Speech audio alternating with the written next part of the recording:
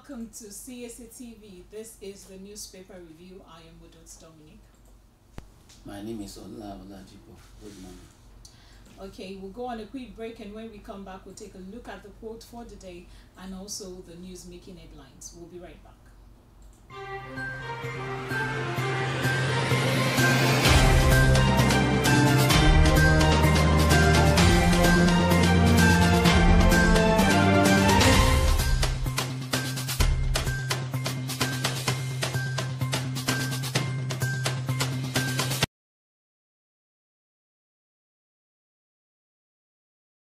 Welcome back from that quick break. First, we'll take a look at the quote that we have, and we'll be taking this from the book of Colossians 1:13, and it says, "For he has rescued us from the one who rules in the kingdom of darkness, and he has brought us into the kingdom of his dear Son, which is the kingdom of light."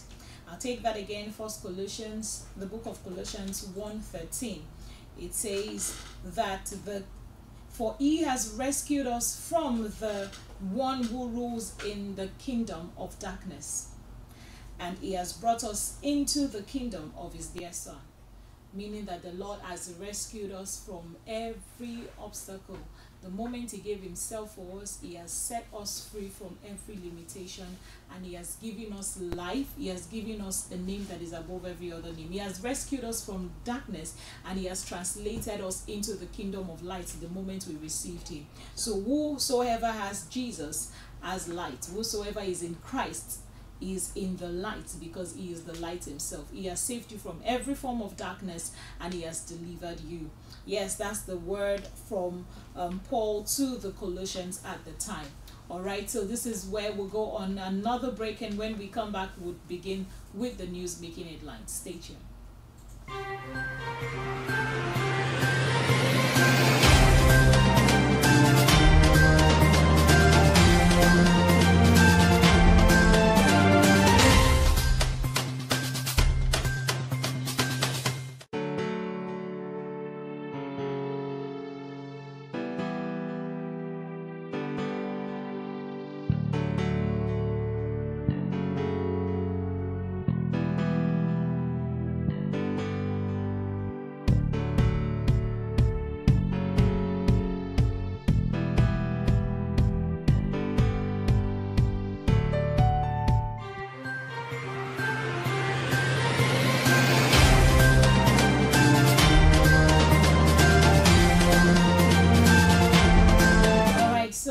We'll be starting with the Punch newspaper on our review this morning, and the first story that we have from the Punch says, Ondo crisis, deputy takes over as Akeredolu returns to Germany for treatment. The ailing Ondo State Governor, Mr. Rotimi Akeredolu, is returning to Germany for treatment. The governor's chief press secretary, Mr. Richard Olatunde, in a statement on Tuesday, said Akeredolu would transmit a letter to the State House of Assembly, handing over power to his deputy, Lucy Ayedatiwa, as the acting governor. Akeredolu was said to be suffering from cancer, has been going to Germany to treat the ailment, during which he handed over to Ayedatiwa in an acting capacity. The governor went on medical vacation on April 3rd, 2023 and July 10, 2023. At the time, he handed over to the deputy governor.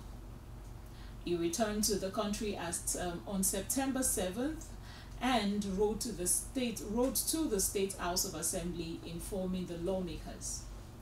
Although the governor returned from a medical leave in Germany in September, he was not cited in Ondo State, as he was reported to be staying in his private residence in Ibadan. Okay, so that's the first story that we have about Ondo State, and seeing that this is also making headlines today, it means that there is so much to be spoken of as far as that state is concerned. now saying that he has been able to hand over to his acting deputy governor to take over, and I think this is actually a great way of leadership, but it has elongated for a longer time before now. Looking at this from July and then now till September, and he's just doing the handing over. What do you have to say to this, Engineer? Well, you see, like you have said, Modot, there's many things are wrong with leadership in the country. We all know very well that Governor Akeredolu is sick. He's suffering from cancer. And he has traveled at least about twice this year. And from the last trip, when he returned, he has not even visited Akure, Ondo State. Mm-hmm.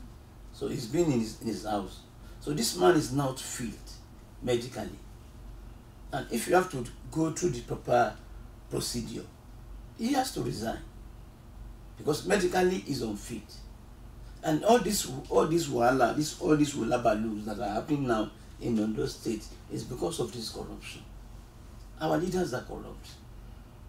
If you are a leader of a community and you are not fit, medically you are not fit, what do you need to do?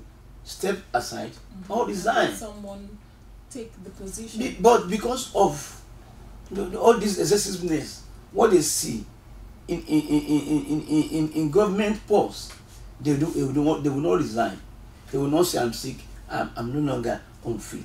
This has caused a lot of rift between the two of them. The acting governor wants to, because the governor is saying that, oh, my governor is sick, and then nothing is being done in the state. The state is not moving at all accordingly. Somebody has to step into a shoe, but the governor does not want to do that. That is what is causing the big rift between the governor and deputy governor. So until when the president has stepped into the matter and told the deputy governor that, okay, you have to sign a letter of resignation. If you go out of line, you'll be sanctioned. Because now the house is divided. Some people are supporting the governor, some people are supporting the deputy governor. But to bring peace and harmony to the state, the president and the elders of the party has to step into the matter. Oh, you stay here, you stay there. When he returned back from the last trip from Germany, he has not been to Akure. He has not been cited. He has not been cited at all. He's in his house, taking care of himself. But because of what they are, to achieve, what they are, not what they are getting, what they are collecting, they don't want to leave the post. You know, and you are unfit. And I think this brings me to a point where I say that we see the truth and we do not say it, and then we do not follow the constitution, because in a country where the constitution is rightly followed, I'm sure that the rules will be taken and then the actions will be put in place. Because in a place where you know that there is a rule guiding a certain sector, and you know that when once this constituency says that once you are healed, the next person should be able to stand in gap for you. But in a place where that is not being done, I think the action needs to be taken immediately. We need to call the help, people to come in. Again, you are talking about corruption. If it is not corruption, you are unfit for a post. Medically, you are sick. You've been the governor for the past years now, and this is your second time thereabout, and you are unfit to be there. What is the next thing for you to do? It's like in the spirit of Olympic. It's not to win, but to take part. You have been the governor for a while. Now you are sick. Medically, you are unfit. The best thing for you is to delegate your power to your subordinate, who is the deputy governor. Let him carry on the affairs of the state. But you don't want to do that. Now again, when the third time in a year that you are traveling to Germany and you are treating cancer, well, I pray for him to recover fully. I pray for him to recover fully, but that does not hold back the affairs of the state. That will not hold back the state. We have lots of problems in the state that needs to be resolved, but the governor is sick, and when the governor is sick, you must have someone to deputize for you. You understand now? So give the power to the deputy governor and let him continue. There shouldn't be any rift at all. But now the house is divided on its own. Some people are following the governor, some people are following the deputy governor. They want to impeach the deputy governor until the party has to step into the matter. This should not be at all. If it is not because of corruption in high places in our politics today in Nigeria, there is level of corruption. And if that corruption is not taken in from Nigerian politics, we can't move forward. Exactly. That is my opinion on that. Well, as he's doing now, that is now relegating power to the deputy, is a good thing. We'll give him credit for that, and then we pray for him to recover fully, yes, and continue the affairs of the state. All right, so that's the first story that we have from the Punch. So moving forward to the next story, this says court bars pro-Wike speakers. APC demands sanction for George. A Rivers State High Court in Port Harcourt has barred the functional Speaker of the State House of Assembly, Martin Amewule, who is a loyal to the Minister of the Federal Capital Territory, Nyesom Wike, from going into the State Assembly complex until the Bond Chamber is fully renovated by the state government. It also on Tuesday ordered the functional Speaker of the State House of Assembly, Edison AE, to preside over the activities of the legislative arms of the state pending the determination of a motion before it.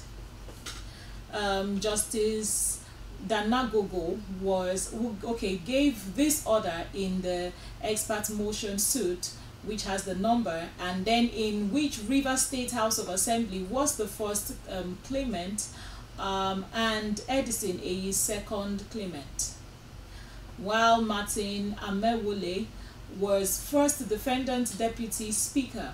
Damle Maul was the second defendant. A total of 27 members of the Rivers State House of Assembly elected under the People's Democratic Party on Monday defected to the All Progressive Congress and threatened to reject the request of the state governor for approval. Now, the factional Speaker of the House, Martin Amewule, was also among those who defected on Tuesday's process, which was prepared by D1 Iboroma, a senior advocate of Nigeria, and other. Edison went to the court to order Amewule and others to stop going into the State Assembly complex until the Bond Chamber is fully renovated by the government. Okay, so that's the second story making headlines, and this is no news that we've been having the Godfather and the Godfather and the son in this case, going back and forth on this case, and this is because we have a government where things happen and then we don't pay attention to it. Now, when this fire thing came up the last time, they said a lot was going to be checked in, put in place, and then nothing has been done. No investigation has been done so far. It just shows a state of the country, a state of a country that things happen and then they don't pay attention to it. Now, looking at this again, there is so much tied down to the story. Engineer Ola, what's your take on this? If you see, in the first instance, we have to go back again to the drawing board and address the issue of corruption in Nigerian politics. The corruption is now to the extreme, and the government is not fighting corruption properly. Most of these people that have worked in the government, when they leave government, nothing happens to them. If they are corrupt, nothing is being done to checkmate these people. Okay, for example, now look at that state. Wike was the former governor of Rivers State, and Wike left. Wike appointed Fubara as his successor, and Fubara now won the election and became the governor of the state. So according to what we read in the news, Wike is demanding for something that Fubara is now saying what you are demanding for will not enable me to run my government effectively. Wike is saying no. Some members of the house are supporting Wike, some are supporting Fubara, and this is bringing a retrogression to the state. The state will not be moving forward. Wike has left, is now a minister in Abuja. Fubara is the sitting governor, but Wike still insists that he is my godson, and Fubara is saying Wike is my godfather. So if you continue Nigerian politics with this kind of polity, I don't know what is happening, because this case, the federal government has stepped into the matter that is to resolve the issue between UK and Fubara. If the issue is not resolved, there will be problem in the state. If you look at it now, out of 32 House of Assembly members, state House of Assembly members in the state, 27 have defected from PDP to APC. Somebody has been saying that there should be a standing law that if you are elected under the platform of a political party, you cannot defect to another party. But this is not the case. Now they have taken now they have two speakers in the state House of Assembly. One faction belongs to UK, other one belongs to Fubara. Now they bombed the House of Assembly. People are stretching accusing fingers to Fubara that he bombed it because of the risk between him and Wiki. Even this morning again, we saw some caterpillars at the House of Assembly complex. They want to innovate it. Now, Fubara is doing that. So that is it is not the only state. What is happening in those states is what is happening in Rivers State. So this is politics of frustration, politics of bitterness. This still brings me to the point where I say it's because we do not follow what the constituency says. There is a law guiding us in this country, and I think that if we know the law so well, we won't go against it. This is a country where people just move from one party to another because the next party is not doing well, and then you just feel you move. Now in the constituency, it is also stated that before you move out of any party, there has to be maybe there's a rift among the party, and then there is a reason. It is something that cannot be resolved before you can say, okay, that is when you have the right to defect into another party. But here that is not the case. We just have, there's just so much disorder in that part of the state that something needs to be done earnestly. It's because of godfatherism. Because I belong, this man is my mentor, Wike is my mentor. Whatever he says is the final. Now, what you are reading from the papers, most of the commissioners working with this governor were appointed by Wike. You are no longer the governor, you still want to be controlling the affairs of the state. Yes, we should not be. You are not giving the governor free hand. This is what is causing the rift. Now, you are now a minister in Abuja. You leave the one you're supposed to be ruling.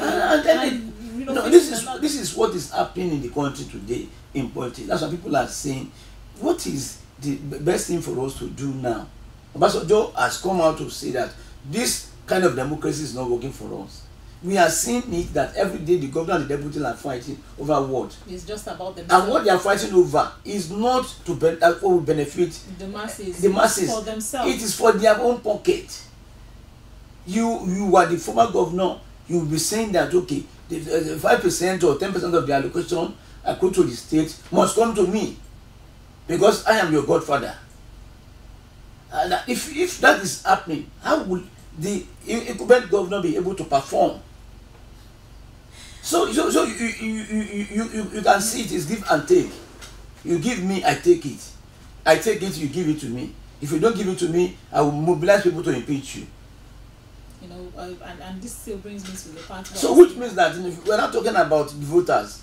We that when they went out to vote to cast our vote for a governor, and that governor cannot sit to act on our behalf, and because he has a godfather who is saying no, you have to dance to my own music. There was a time at Ibadan that when Akala or somebody was Adedoja was removed simply because of security vote. That the security vote must come to me too because I am part of security. That is Obamolete, Adedibu or so.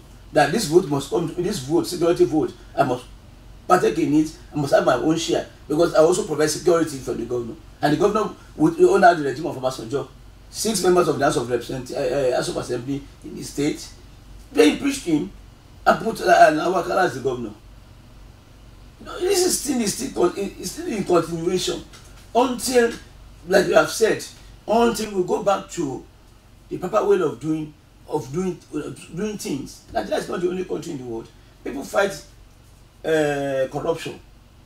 In Japan, if you are caught with corruption, you commit harakiri. In China, they kill you, they kill your family.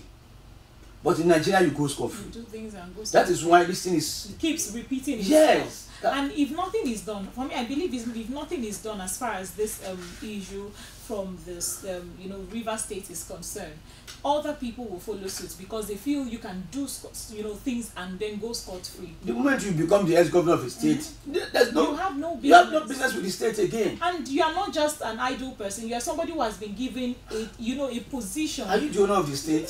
So there's just so much that needs to be done as far as River State is concerned, Not only River State, all the states, every past governor would like to controlling the incumbent governor that I put you there, so I have control over you, and you must give me kickback. When you are not demanding for your own share, how will he perform very well? Yes, he'll be able to perform. Exactly. All right, we'll go on a quick break, and when we come back, we'll take a look at further stories. Please stay tuned.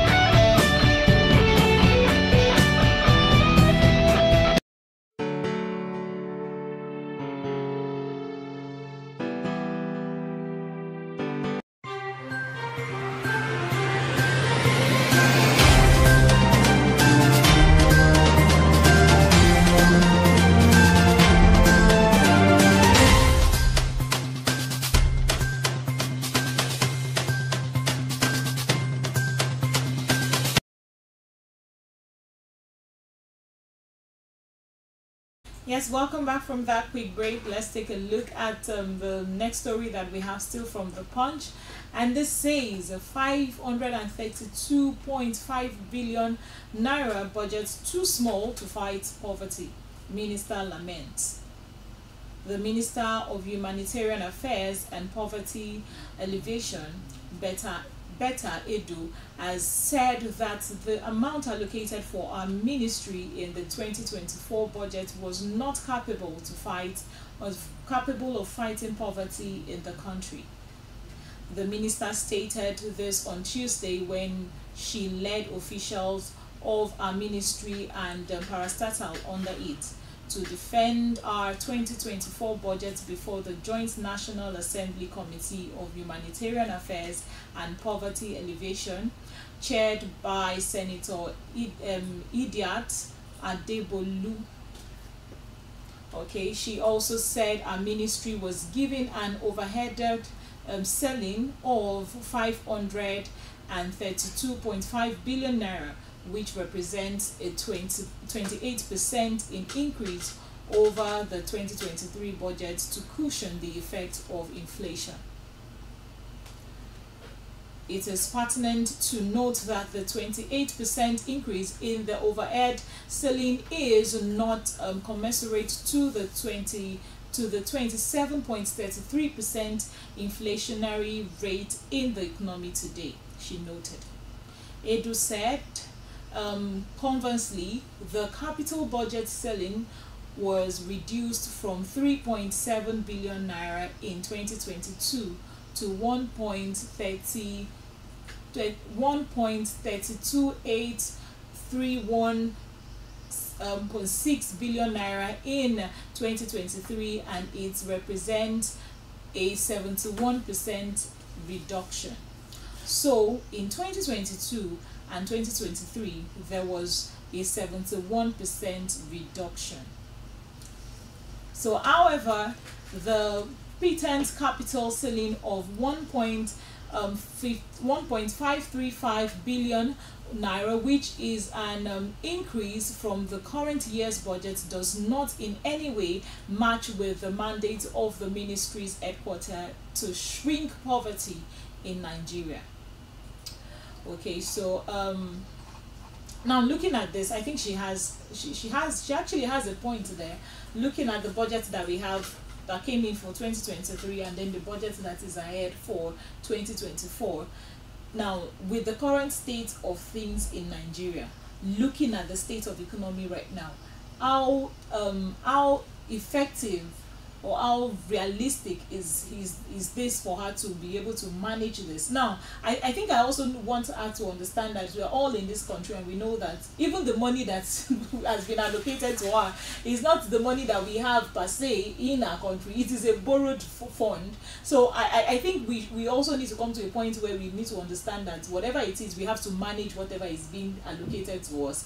But my own point is, how effective would this be? How realistic is this for her as a minister to be able to manage or cushion the effects of the poverty level in our state at the moment? Engineer. You see, though what she's saying is quite right, but the writer says that when a child is walking on the road and he stumbles on his stone and he falls, the child will rise up and continue walking. But if it's an elderly person, what he would do is that the elderly person will look back and check what caused his fall. What I will say here is that the minister has spoken very well that this amount of money, 532.5 billion naira, that is in the budget allocated for the ministry, would not be enough to curb poverty elevation in the country. But you should look back again and check that this money we are talking about is not the money that you have it, stored in a place. This is the money that is being forecasted that if we hand this amount of money from the crude oil sales, this amount of money will be allocated to the ministry for poverty alleviation. So it's not a physical cash that, it is there already, let me back on it. If according to the budget, if everything works fine according to plan, she may have this money as budget for the ministry. But if things do not work very fine, she may not have this money, for the budget. What I'm saying in essence here is that the minister is telling us that, look, I will still ask for more money during the year. Have this in your mind that the money you are giving to us will not be enough to do our job. But at the same time, she should also have it at the back of her mind that sometimes when a certain amount of money is being budgeted, this amount of money is being budgeted for a purpose, and that goal is not realized by the federal government, or the money is not available for the federal government again has to go out and borrow. We are talking about foreign exchange problem in the country that is causing a lot of inflation in Nigeria. Many companies are leaving. Now, the federal government is trying to cushion the effect that, okay, this effect should not have more dire effect on the people. And the minister is saying this money is not enough. Start work. Let's see what you can do. If it is not enough, federal government nobody will know. Then they can find a way, to add more to it. But as of now, let's start the work and let us be having the faith that, this poverty is now going down gradually. Government can do more, but let's start working. It is good that she has spoken now that, look, see, this money is not enough. Not that when I start working and it got to a stage, people will be saying, oh, she has finished the money, she has swallowed the money, like he used to say that a snake will come and swallow money. That she has swallowed the money, she has eaten the money. No, this money will not be enough for this job. Oh. But I will only advise that, okay, our dear minister, put up your best and leave the rest. And work according to the budget that has work been according to the budget that you have. This money cannot come in bam at a time. It will come to you gradually. But when you start working, every Nigerian will see, every Nigerian will know. All right, so we'll move further to the next story, and this will be from Vanguard newspaper. Okay, and Vanguard, the first story from Vanguard says that budget 2024 under threat as oil price drops to 76.53% per barrel. Okay, with the 2024 federal budget going through legislative process at the National Assembly, the price of Nigerians Bonny Light yesterday dropped to $76.53 per barrel from over $88 per barrel in the global oil market, presenting a major threat to the execution of next year's budget. Okay, we'll also see that the nation's 2024 budget was benchmarked on $77.96 per barrel and 1.78 million per barrel per day, PPD. Now, based on some projections, especially development in the global oil market, but checks by Vanguard indicated that the price of many crudes, including Nigerian's Bonny Light, dropped to $76.53 per barrel, thus raising concern among stakeholders on the funding of the budget. Now, we'll also see that the stakeholders are also worried that if the trend continues, it would adversely affect the performance of the 2024 budget still being screened by the National Assembly. Okay, so now we're still back to the oil sector, and I wasn't expecting to see this, but be it as it may, we're talking about the budget already for 2024 being dropped. Now, this is something that the federal budget also has been affected as far as the Nigerian Bonny Light is concerned. Okay, so Engineer Ola, what's your view on this? You see, what is surprising me is when the Senate invited the group managing director of NNPC to defend the budget. He was emphatically saying that from what he's seen, the price of crude oil will not go down. We are now in December 2023, because only God can tell you what happens tomorrow. No man can do that. Now, from what is happening now, his projection is wrong. That means there will be a very big problem, because what you earmark in your budget for the sales of crude oil is now, the price is now lower, and we have this is 2023, not 2024. We have not started. That means the moment we have problem with the budget, there will be problem with the economy. No gainsay about that. That is why that when you are planning the budget, you peg the price that this is the reasonable price, that come water, come rain, come sun, the crude oil price will not go lower than this, so that now you can be able to run the budget effectively. Your planning will be fantastic, but now you are having a blockade. Even before you start, you want to write an exam, you have started failing before you start writing the exam. This is what I'm saying. Well, it's not too late now. The budget is still with the National Assembly. They are still debating on the budget. This is a very red signal that this budget may fail. If trend of events in the war continue like this, and the price of crude oil is falling, this budget will fail. So, like I used to say, the economists, they should go again and sit down on the round table and discuss that. Now, this is a sign, this is a premonition of good or bad that is to come in future. What do we do? If the price falls down lower than what is in the budget, what will happen? So you have to prepare. Not until when it happens that you start running. No father will wake up on Monday morning and start looking for money that the children will take to school on Monday morning. You will have done that on Friday or Saturday or Sunday, not on Monday morning. You will have called your friends, come to my rescue. I don't have money at all. My children have to go to school on Monday. They will come, not until Monday morning. Now, this is a sign for Nigerian economists now to go back again. And Abba Kyari too, the group director of the group managing director of NNPC, that what you are proposing as the sales, the bench price for the crude oil is getting lower in the world market. So something has to be done now. Thank God it's happening now that we have not started implementing the budget. Of course.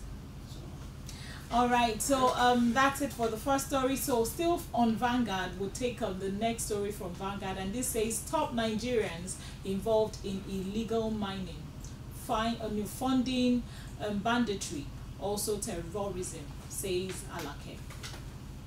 Now, the Minister of Solid Mineral, Mr. Dele Alake, has alleged that powerful Nigerians involved in illegal mining were responsible for other criminal activities and involved in sponsoring banditry and terrorism in the country. Alake also said this when he appeared before the House of Representatives Committee on Solid Minerals for the 2024 budget defense in Abuja on Tuesday. Now, according to him, a lot of banditry and terrorism are also sponsored by illegal miners. They are not people who pick gold on the ground, but powerful individuals in the country. He went further by saying that the majority of the illegal miners were not foreigners, but added that foreigners could be seen as symptoms. Nigerians are those powerful people behind them. Nigerians are those powerful people, he said, who have behind them.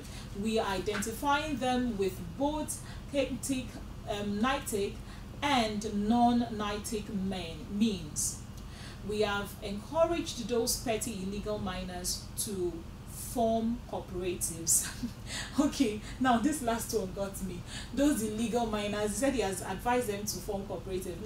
Now this brings us to one of the topics we once discussed, that there is nothing that has to do with illegal mining that doesn't have the powerful people backing them up, because the layman on the street will not go doing that without the fear of, what if I'm being caught? How much will I make from this? But because they have people who are backing them up on this, and that is why we have all this illegal mining. Now, if he's coming back to say that, okay, appearing before the House of Representatives and talking about the mineral mining budget for 2024, what is the way forward? How are they going to, go about this thing as far as 2024 is concerned, Engineer? Well, you see, thank God that Alake is coming out to say that we know we have been trying to use kinetic and non-kinetic means to identify the illegal miners. They call them smugglers. We have lots of mineral resources in Nigeria that can transform our economy. Okay, I read in the paper, one of the parts, that this battery, lithium battery, they are creating a very powerful assembly factory for the lithium battery in this country. Most of our electronic gadgets, they use lithium battery. Phones, they use lithium battery, so they will not bring any lithium battery into the country again, and then many foreigners will buy it. But when you have illegal miners, let me give you an example from Osun State in Elisha. Under the conspicuous eyes of the government, illegal miners are there mining gold at Elisha. All over Nigeria, we have lots of solid minerals in Nigeria. But when Alake is now coming out to say this, because if there is law in the country that fights corruption to stand still, that law that fights corruption to stand still is not fighting corruption now. So the corrupt people because they have not been arrested by the government, or they have not been proper justice on them, they fight back the government to stand still. So any policy, any law you want to enact in the country, those illegal smugglers, illegal miners, those people that have embezzled Nigerian money will fight you back to a standstill, and the government will not perform. The problem of the government today is corruption. Like I had mentioned, okay, there was a time I traveled to Singapore. When I got to the border, they brought out a book bigger than the Bible. Do you know the name of the book? Crime Prevention in Singapore. If you commit any crime, your name will be in that black book, and they will distribute the book to all their borders. If you are going out or coming in or coming back to the country, they will check your name, your passport, your phone number, everything, your face. Once the machine is able to arrest you, you are going back to jail. Like I said earlier, in Japan, you have to commit harakiri. Harakiri means kill yourself. In China, once you are caught, your family, your daughter will become a prostitute in what do you call this? Motel, government motel. If every country that does not have time to fight corruption would be like this. Nigeria is going to recession because of corruption. Nothing. Nigeria is going to recession because of corruption. Our Naira has no value because of corruption. But if the government, now we thought when Buhari was coming in, Buhari was going to fight corruption. But then we have forgotten that Buhari was a military leader. When Buhari returned as a civilian president, he was not able to fight corruption to stand still. Because there are lots of people in government. And if there is no way, Obasanjo tried, brought in EFCC, brought in anti-graft agencies. What we are seeing today is that they go to court and they win. So which means if there is no proper way to fight corruption, Nigerian economy will still be going down the gutter. And we will have more and more of brain drain. Nigerian students who are very, very good, are performing very well all over the world, they will not stay in the country because the politicians are corrupt. Let's say our leaders are corrupt. And there's nothing you can do. There's nothing you can gain where there's corruption in the country. So what Alake is saying, I think the government should follow it up that if Alake is saying that in the mining sector of Nigeria, there is a lot of corruption there are illegal miners, the government should fight them. When government fight them, we'll be able to benefit what God has given to this nation as mineral resources. If you have lithium in the country, we should not be lacking, because lithium is money. This is the reason why Burkina Faso said, no, France, leave, let us manage our natural resources. The same thing should apply in Nigeria. Leave, let's manage what we have in the country, and let's utilize. Not that somebody will come from where you put on coat, suit, and somebody will come with agbada, babariga, and then they'll say that we get the land. So God help Nigeria. Amen. We really need it, because this is a point where I believe our leaders should really sit down and say, what is the way forward? How are we going to overcome these challenges that we face as a nation, as a country? It is very important. Okay, so moving on to the Sun newspaper, let's see the first story from the Sun. This says, Immigration CG exposes expatriates quota fraud.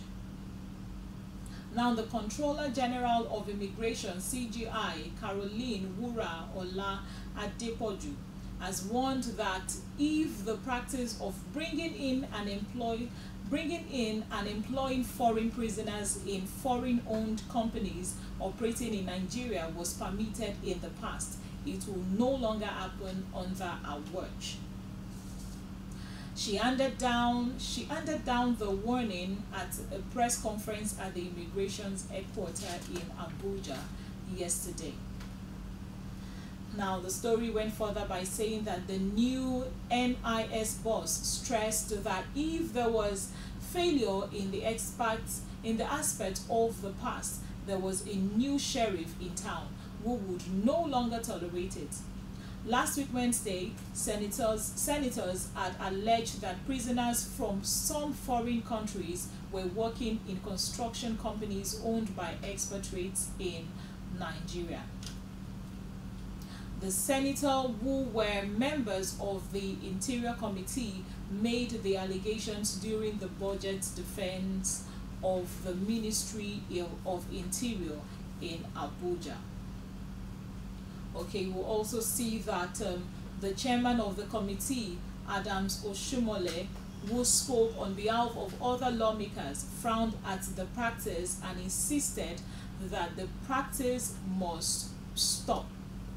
Okay, so I think I am liking this coming from, you know, the new sheriff that is in town. Yes, I am here, so every other expatriates that are fraud, which is foreign, cannot be accepted. You know, I love the enthusiasm in her voice and the actions that she's bringing, and I really look forward to a point where this will not just be a mere word like we used to hear. After a little while, you know, the one thing, and then, you know, we just hear now that we said it and nothing has been done.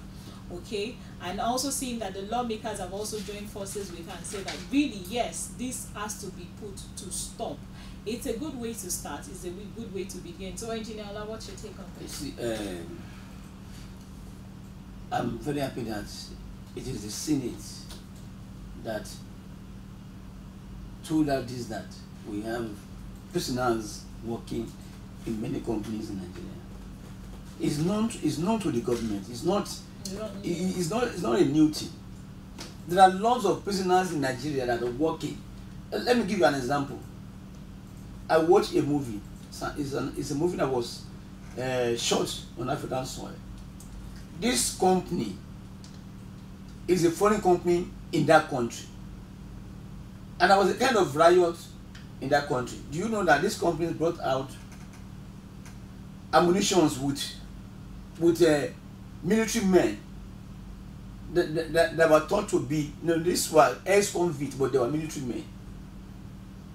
This thing, we have said it here before, that we have lots of ex-convicts in this country, that they are working in companies. On Sunday, you see their staff bosses moving around. You see some people looking like this inside the buses.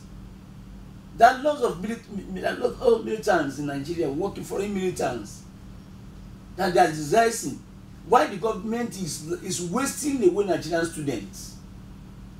Julius Bada is constructing bridge in Nigeria. Why don't you put in Nigerian students who are studying different engineering skills in various universities in the country?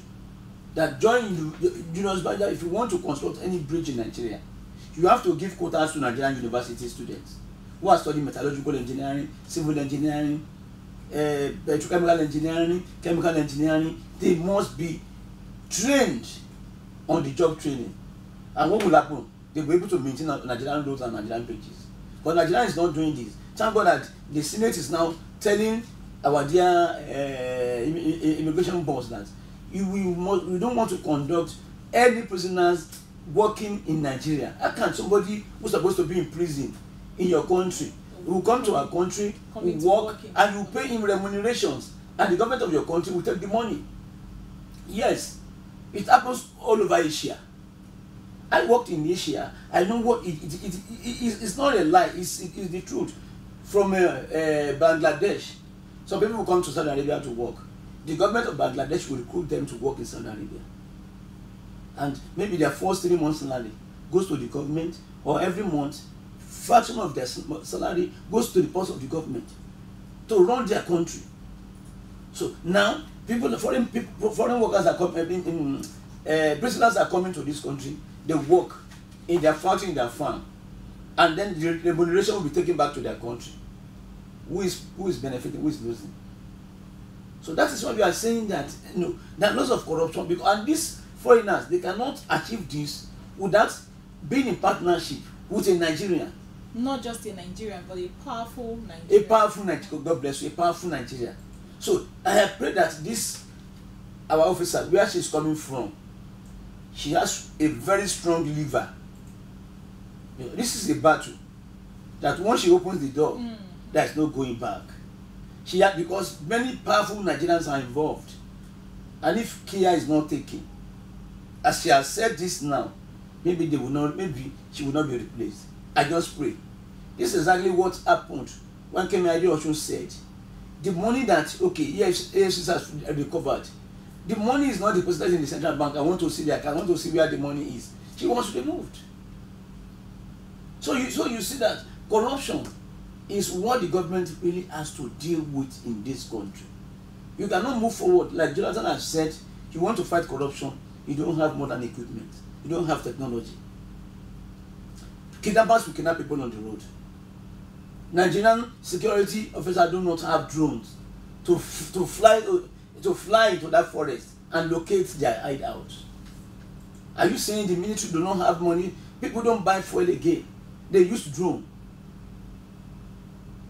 Are we saying that in our schools, our students cannot design and manufacture drones if they are encouraged? So government has lots to do. It boils down back to education again. You are developing infrastructure, you are not developing people that will use the machineries. You have to develop human labor. The government has to develop human labor in our universities. Train when you train, okay, the same thing we have train in India. But India will tell you that the best Indian doctors are in India. But the best Nigerian doctors are outside the country because they are not encouraged. When you are aiding and abetting a criminal to bring prisoner about 500, 1,000 prisoners to the country, and they are working as construction work, as the carpenters, bricklayers, metallurgical technicians in the country, and Nigerians don't have job to do. It's annoying. It's annoying. Thanks for the Senate for saying this to our Nigerian immigration boss. And I think, and also being a woman, she's a mother, I know she knows how to deal with that situation. All right, so let's look at the last story before we call it a wrap for today. The last story says, 65th birthday, I appreciate your love, Uzodinma tells Imo State, Imo people. In a brief remarks at the Government House Chapel, Owerri, after a Thanksgiving Mass, he thanked the people for the love and support they have shown him and his family. He also thanked the people for believing in him. The governor, who pleaded with the people to understand his ways and tolerate his shortcomings, described the day of his birth as a day of joy, in which all would continue to be glad and rejoice. Uzodinma said it was a delight to worship with the congregation in the spirit of God and victory, reminding them that it was the first Mass since he received his certificate of return from his second term in office after winning in all the 27 local government. The governor, who said he observed the spirit of enthusiasm and joy on the faces of the people, thank God for his infinite mercies and kindness to him this past years, and use the opportunity to welcome all the sundry to his birthday celebration.